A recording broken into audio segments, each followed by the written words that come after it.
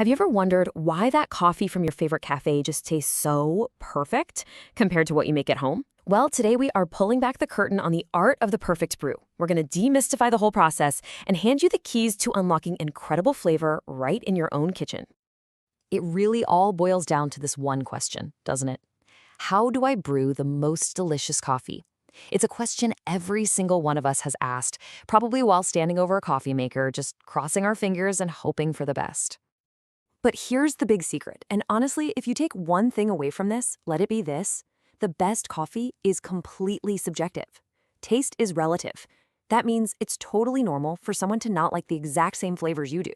The goal isn't to find some universal best coffee, it's to discover your personal best. Okay, let's get right into it. Before we even start talking about techniques or fancy gadgets, we have to cover the absolute non-negotiables for your brewing adventure, because if you get these wrong, nothing else is going to matter.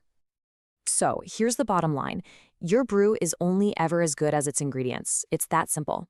First, you need fresh, high-quality coffee beans that have been stored the right way. And second, you need good quality, clean drinking water. Without these two, I'm telling you, even the most expensive coffee machine in the world can't save your cup. All right, now for the really fun part.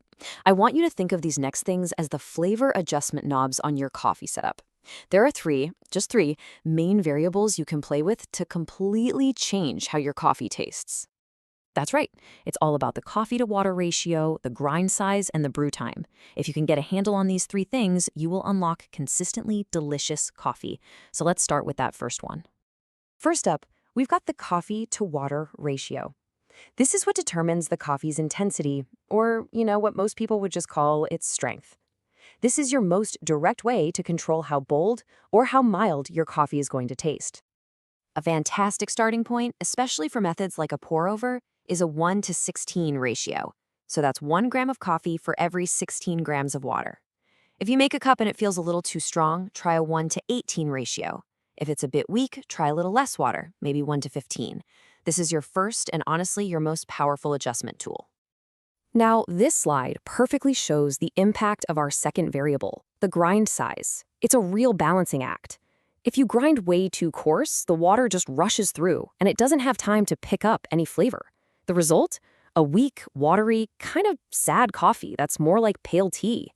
But on the flip side, if you grind it too fine, the water gets stuck, it over-extracts all the bitter stuff, and you're left with this gritty, really unpleasant taste in your mouth.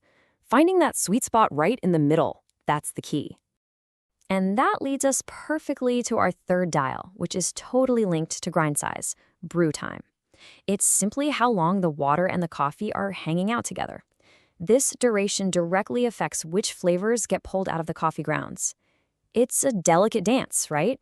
Too short, and the coffee tends to be sour. Too long, and it becomes better.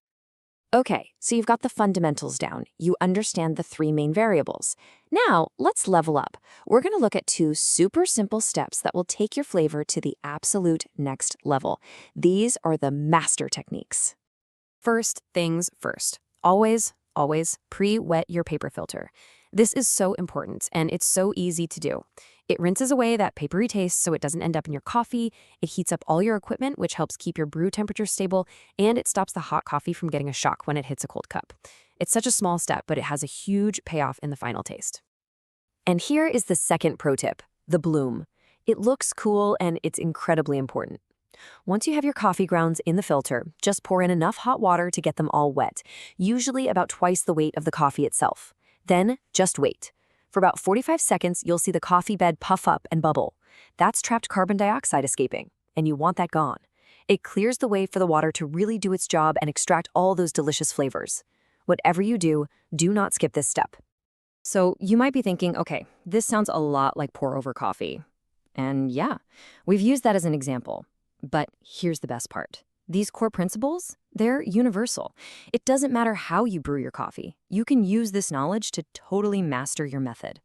Seriously, the principles of ratio, grind size, and time can be adapted for any single piece of brewing equipment you use. So whether you love a French press, an AeroPress, or just a classic drip machine, you can now take this knowledge and start experimenting to perfect your brew.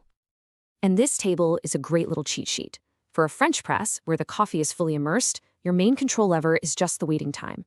With an AeroPress, you're physically pushing the water through, so it's all about how much pressure you apply. And for something dramatic like a siphon, the intensity of the flame is what controls everything. See? The core ideas are always the same, they're just applied in different, really cool ways. So, where does all of this leave us? Well, it's pretty simple. The barista is now you. The power to create that absolutely perfect cup of coffee is officially in your hands. So, let's bring it all home. Remember what we said right at the beginning?